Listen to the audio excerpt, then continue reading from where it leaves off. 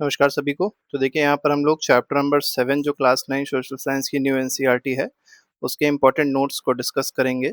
Chapter का नाम है इलेक्शंस। तो पहले इलेक्शन समझ लेते हैं, इलेक्शन होता क्या है। तो election is a process through which people choose their representative. तो ये एक प्रोसेस होता है, ये एक तरीका होता है जिससे जो लोग होते हैं वो अपने रिप्रेजेंटेटिव्स को चूज करते हैं, और ये रिप्रेजेंटेटिव्स या तो मेंबर ऑफ पार्लियामेंट बनते हैं और या तो मेंबर ऑफ लेजिस्लेटिव असेंबली बनते हैं। ठीक है। They are the foundation of democracy, और यही इलेक्शन फाउंडेशन होता है, मतलब बेसिक चीज होती है कोई भी डेमोक्रेसी में। Elections ensure that government is accountable to the people. और इलेक्शंस क्या इंश्योर करते हैं? ये इंश्योर करते हैं कि जो गवर्नमेंट बनेगी वो अकाउंटेबिलिटी उसकी किसकी तरफ रहेगी? लोगों की तरफ रहेगी। ठीक है। आगे बढ़ते हैं, पार्ट 2 देखिए क्या कह रहा है। इसमें कहा गया यूनिवर्सल एडल्ट फ्रेंचाइज क्या होता है। तो हर एक इंडियन सिटीजन के पास आपको पता होना चाहिए कि अगर वो 18 साल का है या 18 साल से ऊपर का है, तो उसके पास एक राइट होता है जिसको कहते हैं राइट टू वोट, मतलब वोटिंग का अधिकार होता है उसके पास में। और ये जो वोटिंग है, ये बिना किसी भी मतलब ये जो वोट राइट टू वोट दिया गया है, इसमें कोई डिस्क्रिमिनेशन नहीं कर सकता। मतलब इलेक्टोरल रोल जो बन रहा है, जिसमें सबके नाम होते हैं, उसमें कोई डिस्क्रिमिनेशन नहीं हो सकता है based on religion, based on caste, based on gender, based on language और वेल्थ। तो किसी भी बेसिस पे डिस्क्रिमिनेशन नहीं किया जा सकता इलेक्टोरल रोल में या वोटिंग में। आगे बढ़ते हैं, इलेक्शन कमीशन ऑफ इंडिया ये एक ऐसी बॉडी है जो इंडिया में इलेक्शंस को कंडक्ट कराती है। ये हमारे कॉन्स्टिट्यूशन में दी गई है आर्टिकल 324 में। ठीक है। तो एक कॉन्स्टिट्यूशनल बॉडी है, बात याद रखिएगा। तो एक इंडिपेंडेंट बॉडी है, कॉन्स्टिट्यूशनल बॉडी है। पहली बात हो गई इसमें इलेक्शन कमीशन ऑफ इंडिया में। इसका मेनली काम क्या है? Free fair and transparent elections को कंडक्ट कराती है। फ्री का मतलब ये है कि कोई मतलब कोई किसी पे दबाव नहीं डालेगा। फ्री होगा मतलब सभी लोग जो होंगे वो इक्वल राइट होगी सबके पास में। वन वोट वन पीपल होगा। तो ये सारी चीजें फ्री बताते हैं। फेयर का मतलब ये है कि कोई धांधली नहीं होगी। ट्रांसपेरेंट का मतलब है कि किसको कितने वोट मिल रहे हैं, कौन जीत रहा है, कौन हार रहा है, कितने वोटों से हार रहा है। तो सारी चीजें क्या होंगी? ट्रांसपेरेंट होंगी। इलेक्टोरल रोल को प्रिपेयर करने का काम भी इलेक्शन कमीशन ऑफ इंडिया का होता है। इलेक्टोरल रोल में क्या होता है? मेनली सारे जो भी लोग होते हैं जो मतलब वोटिंग करेंगे, उनकी एक पूरी लिस्ट तैयार होती है। तो ये लिस्ट तैयार करने का काम कौन करता है? इलेक्शन कमीशन ऑफ इंडिया करता है। Announces election schedule. तो इलेक्शन का जो शेड्यूल है, कब इलेक्शन होगा, कहाँ पे इलेक्शन होगा, क्योंकि कई फेजेस में इलेक्शन होता है, इंडिया की बहुत बड़ी पॉपुलेशन है, तो ये शेड्यूल जो बनाता है या अनाउंस करता है, ये भी इलेक्शन कमीशन ऑफ इंडिया होता है। मॉडल कोड ऑफ कंडक्ट को भी इन्फोर्स करता है। देखिए मॉडल कोड ऑफ कंडक्ट क्या होता है पहले समझ लीजिए। कि जब इलेक्शन अनाउंस हो जाता है उसके बाद में जो मतलब जो भी ऐसे काम हैं जो डेवलपमेंटल वर्क्स हैं वो सरकार नहीं कर सकती है जहाँ पे इलेक्शन होने वाला है।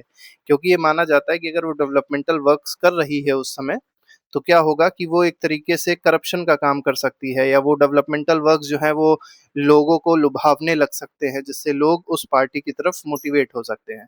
तो इसीलिए मॉडल कोड ऑफ कंडक्ट में गाइडलाइंस दी जाती है कि पॉलिटिकल पार्टीज को किस तरीके से बिहेव करना है आगे आने वाले दिनों में। इलेक्शन रिजल्ट्स को डिक्लेयर करने का काम भी कौन करता है? इलेक्शन कमीशन ऑफ इंडिया ही करता है।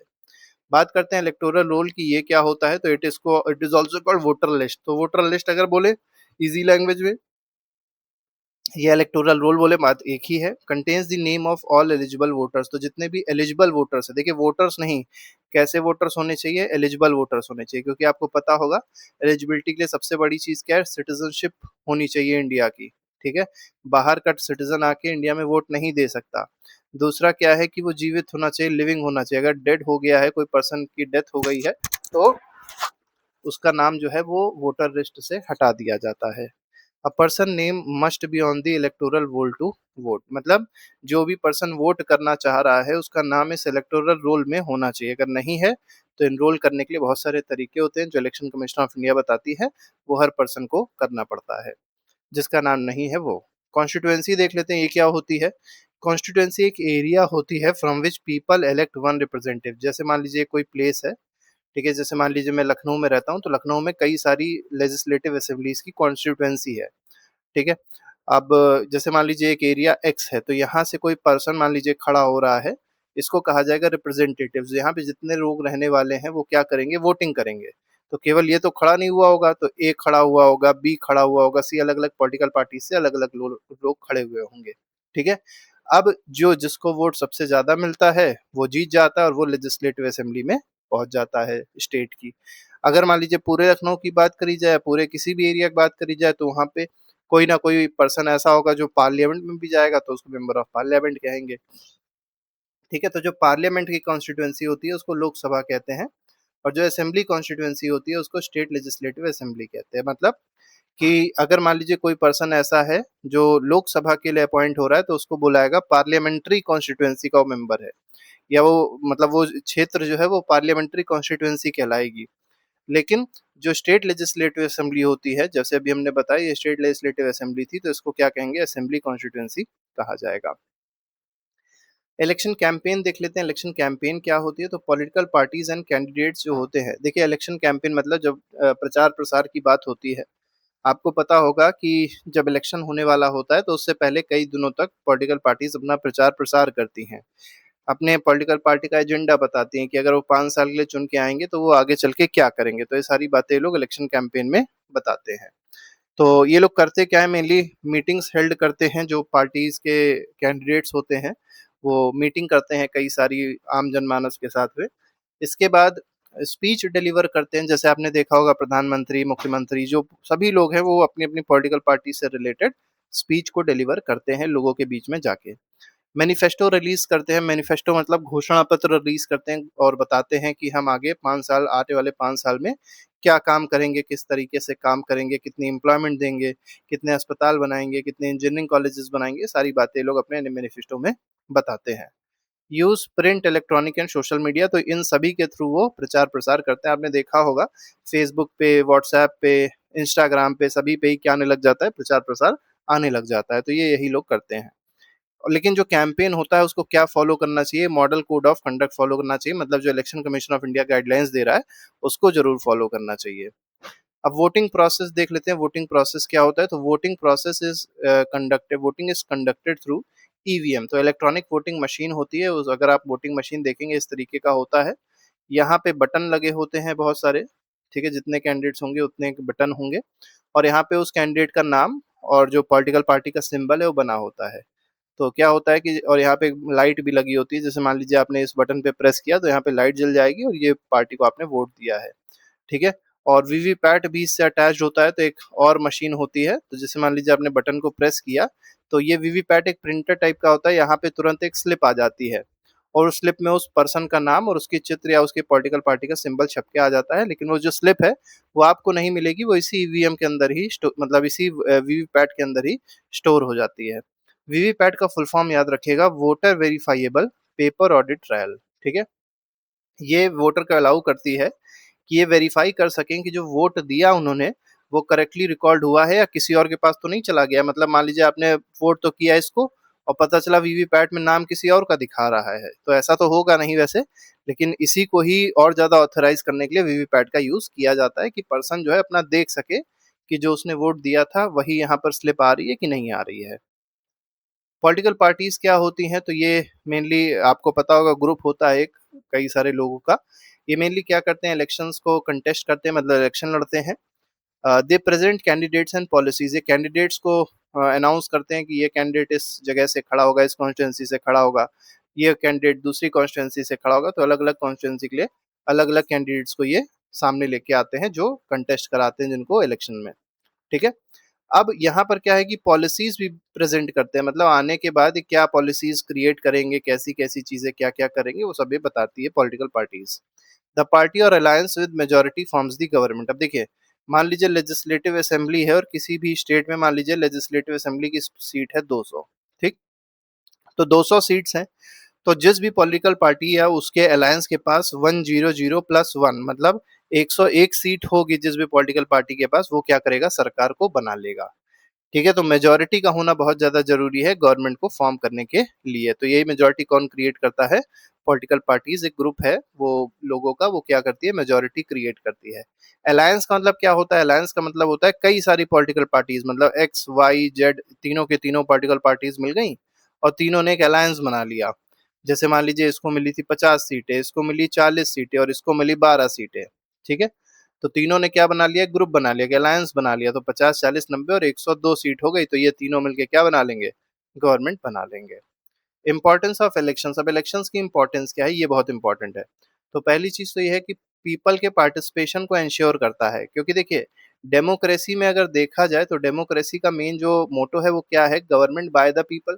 तो बाय द पीपल का मतलब क्या हुआ कि गवर्नमेंट जो बने वो कौन बनाए, लोग बनाए। तो लोग कैसे बनाएंगे, इलेक्शन के थ्रू तो बनाएंगे। तो ये पीपल के पार्टिसिपेशन को क्या करता है, इंश्योर करता है। चेंजेस गवर्नमेंट पीसफुली, अब जैसे मान लीजिए एक गवर्नमेंट थी ए, इसने 5 साल अच्छे से काम नहीं किया, 5 साल बाद इलेक्शन हुआ और गवर्नमेंट दूसरी चुन के आ गई, मतलब दूसरी पॉलिटिकल पार्टी की गवर्नमेंट बन गई, बी पॉलिटिकल पार्टी की। तो ए से बी में जो ट्रांजिशन होगा, अब ऐसा नहीं है कि ए से लड़ाई करके बी को आना पड़ेगा, ये पूरा कॉन्स्टिट्यूशनल प्रोसेस है। ए अपने आप से हट जाएगा अपनी पोस्ट से और बी को वो पोस्ट दे देगा। ठीक है, तो गवर्नमेंट पीसफुली चेंज हो जाती है, ये बहुत अच्छी बात है।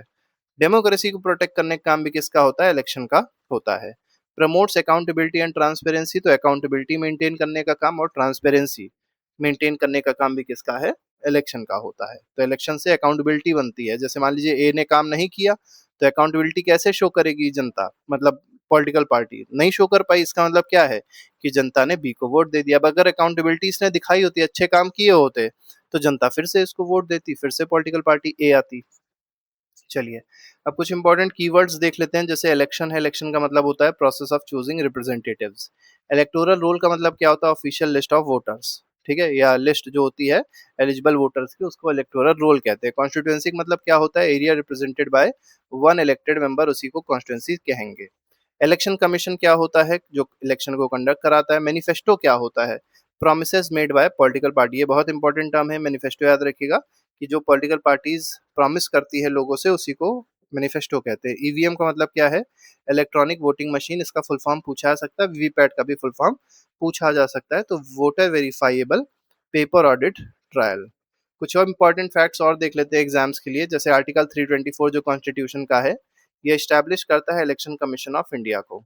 वोटिंग एज इंडिया में अगर देखी जाए तो 18 ईयर्स है, पहले क्या थी, पहले 21 ईयर्स थी। ठीक है, बाद में 61st कॉन्स्टिट्यूशनल अमेंडमेंट हुआ तो 1988 में, तो इससे एज घटा के क्या कर दी गई, 18 साल कर दी गई।